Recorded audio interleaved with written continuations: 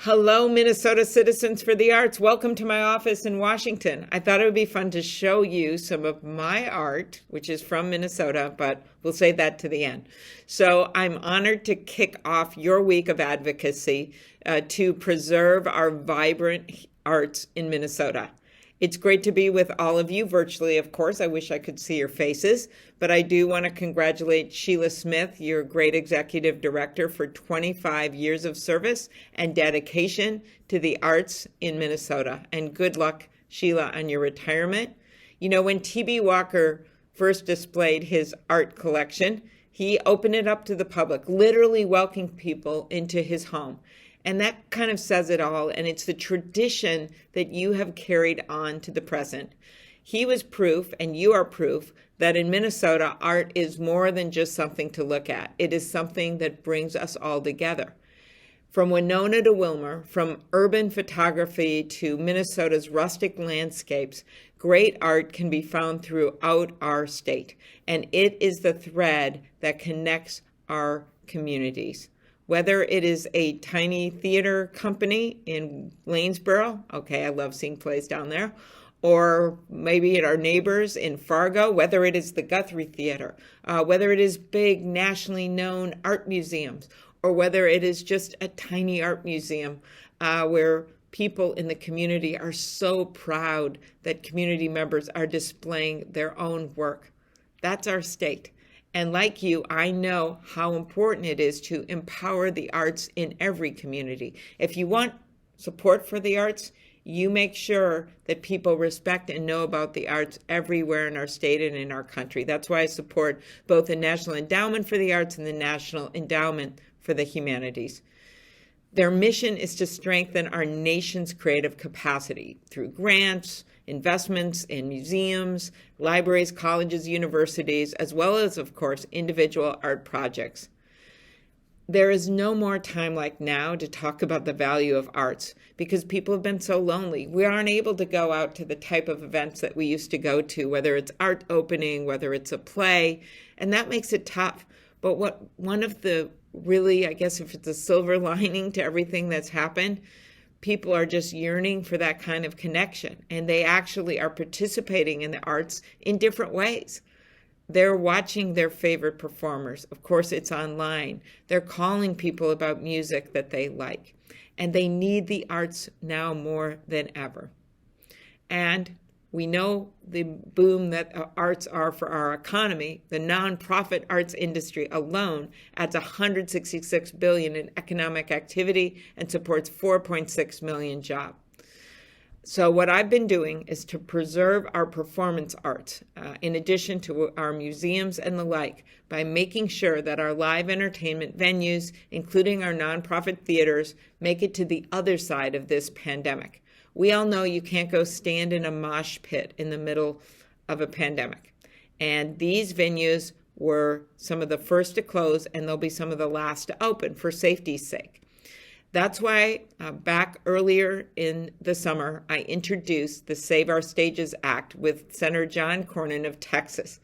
From the very beginning, when Dana Frank, who's head of the National Independent Venues Association, our own First Avenue, the owner, she called me and she said, we're not going to make it through this. You know, we're not like Ticketmaster or Live Nation. You know, we don't have the Saudi funds investing in First Avenue here in Minnesota.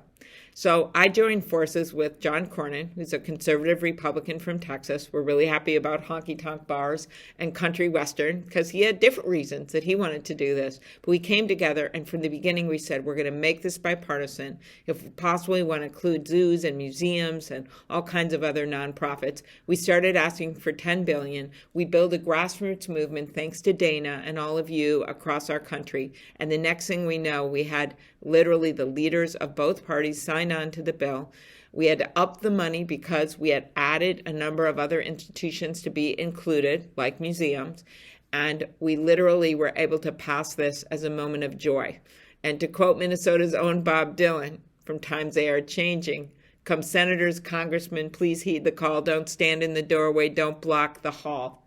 In the end, no one blocked the hall because of the energy we had behind this bill. When a lot of bills fail, we made it through. And so I want to thank everyone that worked on that, and let you know that that's the beginning. We must do more. This was the biggest major arts investment that we've seen in the history of our country from the federal government. That's a cool fact. But we also know that there's nonprofits across the country that are still struggling. That's why I'm leading the Work Now Act. I've gotten 13 of my Senate colleagues to co-sponsor it.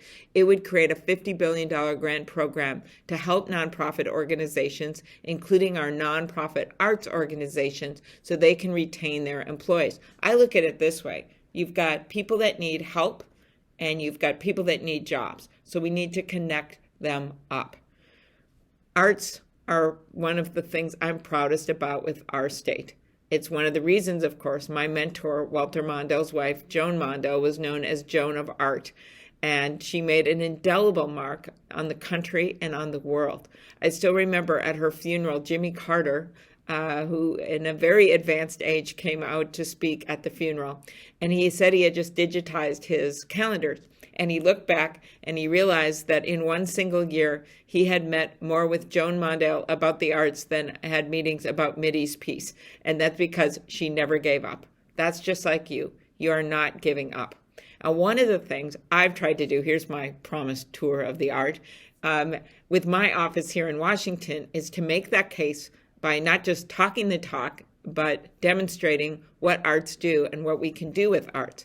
And so let me just show you some of the art in our office. I got to switch this to camera mode so that we're able to see them. But it starts with what is right behind me, and that is this incredible WPA mural that you can see that I have on loan from the Wiseman Art Gallery. It originally was hanging for a long, long time in the Hopkins Post Office. And as you know, during the Great Depression, money was invested in artists because they didn't have jobs, kind of like my concept with the Bill, and they produced this incredible work. And during the last economic downturn, there was a display of this work in the Smithsonian, and Minnesota had way above our weight in terms of numbers. And this one, called Gathering of the Raspberries, wasn't yet in there because maybe I had it in my office, but it is this beautiful pastoral scene. And whenever any of the senators from the South come to see me, they always think it looks like a Southern scene. But the reason it was hanging in the Hopkins Post Office, you guys know, yep, Hopkins Raspberry Festival. That's right. There used to be a lot of raspberries. Okay, here we go. All right, so here's a very beautiful piece that I'm proud of that I've had from the beginning on loan again. From the Wiseman. We can borrow art. Okay, now we're heading into another part. This is really beautiful. Cameron Booth. There we go. Okay. Then we've got this that I got at an auction at our church. There we go.